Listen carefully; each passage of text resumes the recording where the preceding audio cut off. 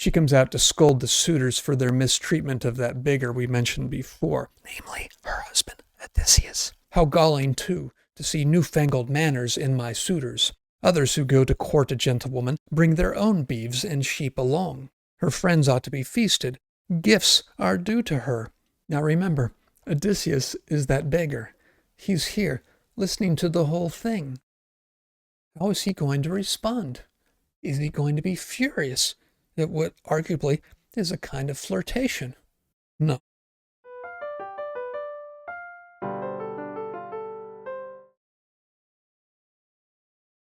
Everything in the Odyssey builds up to Book 23 of 24, the reunion scene of Odysseus and Penelope. All the major themes come thundering back. Nostos, of course, because Odysseus is finally home, which allows for all the reunions that take place between husband and wife, between father and son, between king and kingdom, even between owner and pet. Not to mention between son and father. Odysseus reunites with his father, Laertes, or as Christopher Nolan has it, his dad. Also of the theme of xenia, or hospitality, the central ethic of the whole epic, into which all other virtues and vices are poured, in particular justice and injustice. Odysseus gets his, and the suitors get theirs.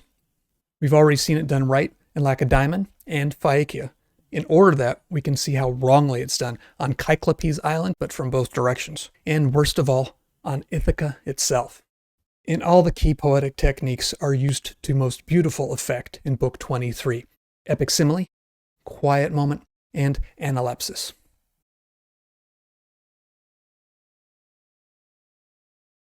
About 300 or so years after the Odyssey, in 431, Euripides wrote a play called Medea. It's a story about revenge of a wife upon her husband, Jason, who frankly has it coming. Medea has decided that the main way to hurt him is to kill their children. She wavers, and here she tries to rev herself up. This is in the Paul Roche translation. She says, "Good Medea, use your magic to the hilt.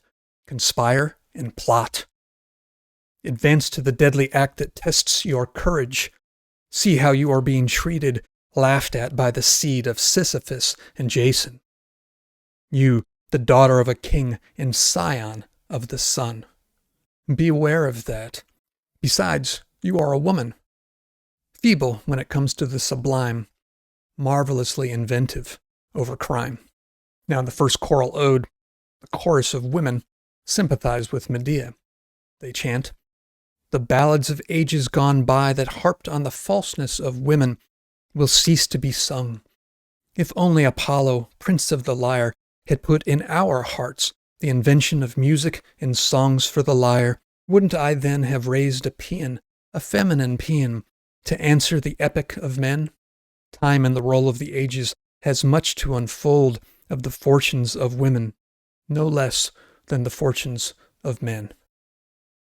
So jump forward 1800 years to around 1400 AD, and you get Chaucer writing The Wife of Bath's prologue.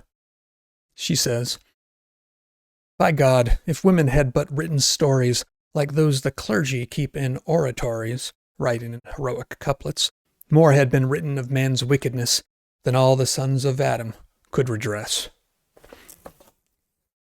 It's a shame to read just that little bit from The Wife of Bath. She's wonderful, but she deserves her own podcast or 10. We'll come back. All of this is Penelope's burden.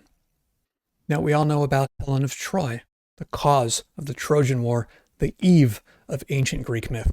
Either she was abducted by Paris from her husband Menelaus, or she ran off willingly. Homer strongly indicates the latter. And after the war is done, she returns home for a domestic life with her husband Menelaus. We see what their home life is like in Book 4 when Telemachus visits on the orders of Athena. It's clear all is not forgotten. Let's take a look. First thing you notice is that she secretly drugs their drinks. It says around line 236, "But now it entered Helen's mind to drop into the wine that they were drinking an anodyne, mild magic of forgetfulness." Now, I suppose it could be benevolent because they're going to talk about Troy, about a lost father. Maybe she wants to dull the pain and the memory. But maybe there are other memories that she wants people to forget about. Now, she starts the conversation by telling young Telemachus that she had done his father, Odysseus, a good turn one day when he disguised himself and sneaked into Troy. She was there with her latest husband.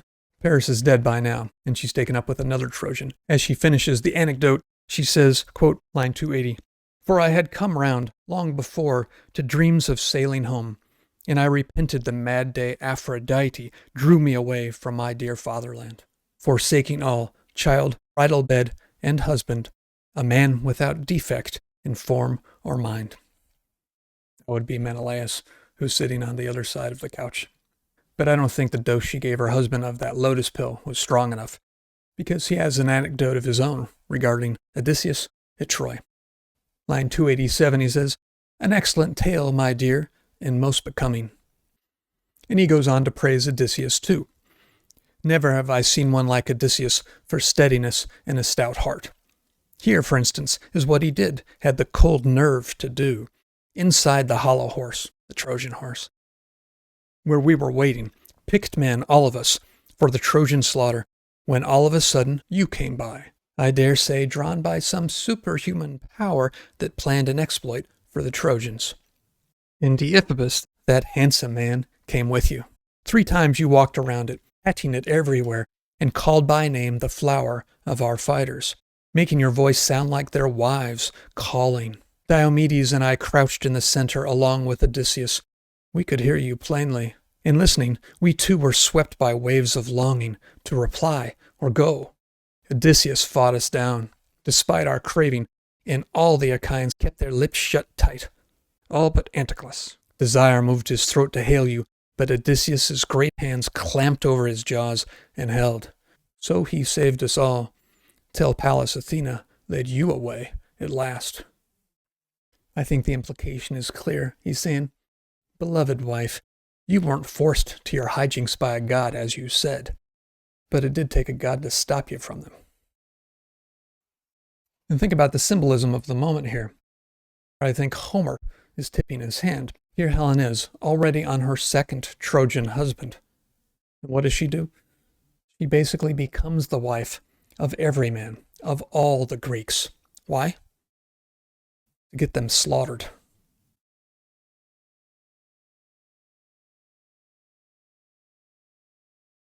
And then there's Helen's half-sister, Clytemnestra, wife of Agamemnon, Menelaus' brother, and also the leader of the Greek expedition against Troy. Now, to make a very complex story simple, in order to set sail for Troy, Agamemnon is called upon by the goddess Artemis to make a sacrifice of his own daughter, Iphigenia. According to most versions of the story, he goes through with it. Clytemnestra had not been consulted, so she waits patiently, lovingly, you might say, for 10 years for her husband to come back home so she can give him what he deserves. Odysseus happens into Agamemnon when he travels to the land of the dead. Now, he didn't know Agamemnon was dead, and so he asks him questions. This trip to the land of the dead, or the Catabasis, is in Book 11. I'm going to start around line 462. Fitzgerald translation, as always. O son of Atreus, illustrious Lord Marshal, Agamemnon, what was the doom that brought you low in death? Were you at sea, aboard ship, and Poseidon blew up a wicked squall to send you under? Or were you cattle raiding on the mainland, or in a fight for some strong point, or women, when the foe hit you to your mortal hurt? Agamemnon replies, Son of Laertes, Odysseus, master of landways and seaways, neither did I go down with some good ship in any gale Poseidon blew, nor die upon the mainland, hurt by foes in battle. All of those would have been good, noble, martial, honorable ways to die. That's not what happened. He goes on. It was Odysseus who designed my death. This was Clytemnestra's lover in the decade that he was gone. He and my heartless wife, and killed me after feeding me like an ox felled at the trough. That was my miserable end. And with me my fellows butchered like so many swine, killed for some troop or feast or wedding banquet in a great landholder's household. The indignity. He brings his story to a close as follows around 496. There is no being more fell, more bestial, beast-like, than a wife in such an action. And what an action that one planned. The murder of her husband and her lord. Great God, I thought my children and my slaves at least would give me welcome. But that woman, plotting a thing so low, defiled herself and all her sex. All women yet to come, even those few who may be virtuous. He ends with a warning to our boy Odysseus. Let it be a warning even to you. Indulge a woman never, and never tell her all you know. Skip to about line 533 now. Land your ship in secret on your island. Give no warning. The day of faithful wives is gone forever. So this is what our girl Penelope is up against. All the foundational stories have been written by men. What chance does an honest girl have in the midst of all this oppressive patriarchy? It makes you think of Jessica Rabbit's line. No, I love my husband. You've got me all wrong. I'm not bad.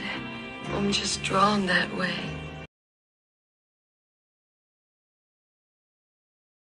So as we begin the Odyssey, we Greeks know this history, and a couple of questions come to mind. Will Penelope follow the example of Helen and remarry before Odysseus can return? Or will she even follow Clytemnestra and kill him when he does? And there's one more troubling detail. It has to do with a particular dream that Penelope has. In book 19, coming down the home stretch here, she's talking to a beggar who happens to have won her favor, and she confides to him. If you've read this story, you know that I'm talking about Odysseus himself, who's pulled the same trick that Helen was talking about when he sneaked into Troy, having battered himself beyond recognition. He does the same thing here, except he gets a little bit of extra help from Athena. It's a wonderful scene. He's a beggar, and he goes through all of the suitors, talking to each of them, begging for food, and even there, he wants to be the best. He's the best beggar ever, and he fills his satchel full of more crusts than any other beggar ever has. He's making begging great again. So, in any case, here's Odysseus disguised with his wife for the first time in 20 years, and she decides to tell him a dream that she's had. Line 620, she says, "Listen, interpret me this dream. From a water's edge, 20 fat geese have come to feed on grain beside my house, and I delight to see them. But now a mountain eagle with great wings and crooked beak storms in to break their necks and strew their bodies here. Away he soars into the bright sky, and I cry aloud, all this in my dream. I wail, and round me gather softly braided Achaean women, mourning because the eagle killed my geese." Then down out of the sky, he drops to a cornice beam with mortal voice, telling me not to weep. "Be glad," says he, "renowned Icarius' daughter. Here is no dream, but something real as day, something about to happen. All those geese were suitors, and the bird was I. See now, I am no eagle, but your Lord come back to bring inglorious death upon them all." As he said this, my honeyed slumber left me. Peering through half-shut eyes, I saw the geese in hall, still feeding at the self-same trough. So this rather curious dream, or rather, this rather curious response to the dream, makes us wonder, is it possible that Penelope will turn on Odysseus to retain her power? Now, remember, we've seen a lot of Penelope that Odysseus hasn't. So the question really isn't for us, it's for him. He might be thinking, is she going to go the way that Agamemnon told me his wife Clytemnestra went? Is she going to go the way that we all know that whore Helen of Troy went? Now, he doesn't know the wife of Bath's prologue, but I could imagine him asking, does she care more about sovereignty than she cares about love? Is she going to turn out to be an Anne, wife of Bathaway? I like that one. Now, this trait or skill or vice that makes Helen a whore and Clytemnestra living proof of the untrustworthiness of half of humanity. Thing is, Penelope has that too. You might call it cunning. If you know anything about Penelope, you probably know about the shroud trick. If you're just starting to read the Odyssey, you might have gotten to it already because it's in book 2. Let's take a look at line 91. This is after Telemachus has stood up to the suitors for the first time, and Antinous takes himself to put our boy Telemachus in his place. He says, "What high and mighty talk, Telemachus? No holding you. You want to shame us and humiliate us, but you should know the suitors are not to blame. It is your own dear, incomparably cunning mother. For 3 years now, and it will soon be 4, she has been breaking the hearts of the Achaeans,